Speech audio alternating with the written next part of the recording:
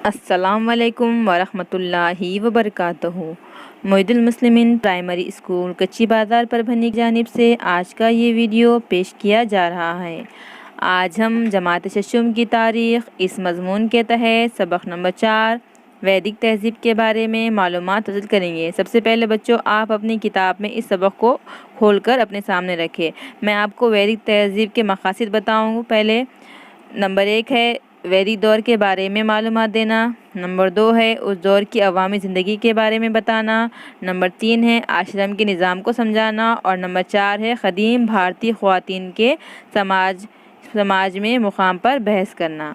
सबसे पहले हम इस वीडियो में 4.1 वैदिक तहज़ीब वैदिक अदब के बारे में देखेंगे। वैदिक अदब पर मबनी तहज़ीब को वैदिक तहज़ीब कहते हैं। वैदिक तहज़ीब क़दीम तरीन अदब तस्लीम किया जाता है। क़दीम यानी पुराना। कई ऋषि मुनियों ने वेदों को तख्लीक़ किया। वेदों के कुछ हम ये हिस्से औरतों की ज़हनी फ़िक्रों का काविशों का नतीजा है। वैदिक अदब संस्कृत ज़बान में तख्लीक़ किया गया है। संस्कृत जैसे कि उर्दू, मराठी, अरबी होती वैसी संस्कृत है। वैदिक अदब का सरमाया बेहद मालामाल है।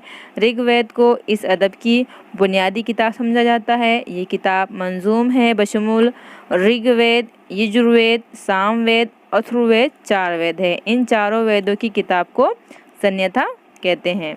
लफ्ज़ वेद का मतलब होता है जानना।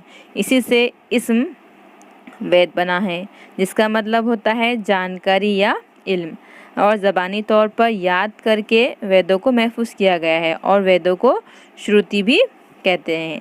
इसके बाद हम सबसे पहले नंबर 1 देखेंगे ऋग्वेद संन्यता। ऋचा से बने हुए वेद को ऋग्वेद कहते हैं। ऋचा यानी तारीफ़ बयान करने के लिए तख्लीक़ की गई नज़म, ऐसी नज़म जिसमें तारीफ़ बयान की गई है, और उस नज़म को ऋचा कहते हैं। किसी देवता की तारीफ़ व तौसीफ़ बयान करने के लिए कई नज़मों को यानी ऋचाओं को यकजा किया जाता था और उनका मजमुआ बनाया जाता था, और उस मजमुए को सूक्त यानी भजन कहते हैं। और ऋग्वेद संहिता में मुख्तलिफ़ देवताओं की तारीफ़ व तौसीफ़ करने वाले भजन भी हैं। अब इसके बाद नंबर 2 देखेंगे हम यजुर्वेद संहिता।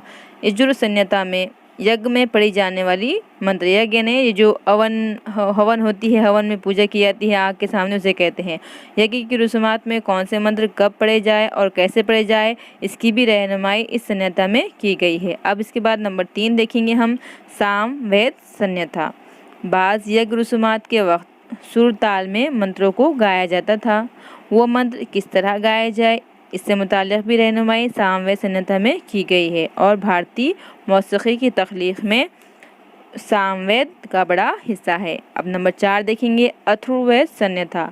अथर्ववेद संहिता अथर्व नामी ऋषि के नाम से मौसूम है।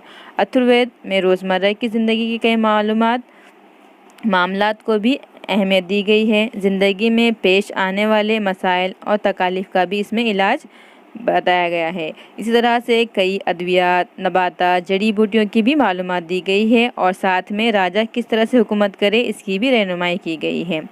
संहिताओं की तख्लीक़ के बाद ब्रह्मग्रंथ, आर्णिक, उपनिषद तख्लीक़ की गई है, और उनको भी वेद अदब में शुमार किया गया है। सबसे पहले हम देखेंगे ब्रह्मग्रंथ। यज्ञ की रस्मात में वेदों का इस्तेमाल से मुताल्लिक़ मालूमात फ़राहम करने वाली किताब को ब्रह्मग्रंथ कहते हैं, और हर वेद में एक अलग ब्रह्मग्रंथ होती है। सबसे पहले हम उसके बाद देखेंगे आर्णिक। किसी अरण्य यानी जंगल में जाकर मुकम्मल यकसुई और तवज्जो के साथ गौर व फिक्र करना आर्णिक ग्रंथ में पेश किया गया है। इसमें यज्ञ की रस्मात अंजाम देते हुए किसी किस्म की गलती ना हो, इसकी ताकीद की गई है। अब नंबर 3 देखेंगे उपनिषद। उपनिषद के मायने गुरु यानी उस्ताद के सामने बैठकर हासिल किया गया इल्म।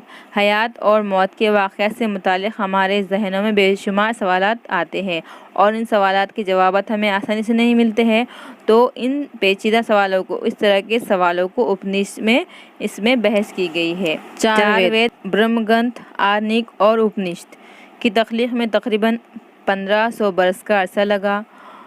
उस अरसे में वैद के ज़माने की तहज़ीब में कई तब्दीलियाँ होती गई। उन तब्दीलियों और वैदिक ज़माने की अवामी ज़िंदगी के मुताले करने के लिए वैदिक अदब ही अहम ज़रिया था। इसी के साथ हमारे इस वीडियो का अख्ताम होता है। आने वाले वीडियो में इस सबक के साथ मिलेंगे। देखने के लिए आप सभी का शुक्रिया। अल्लाह हाफ़िज़।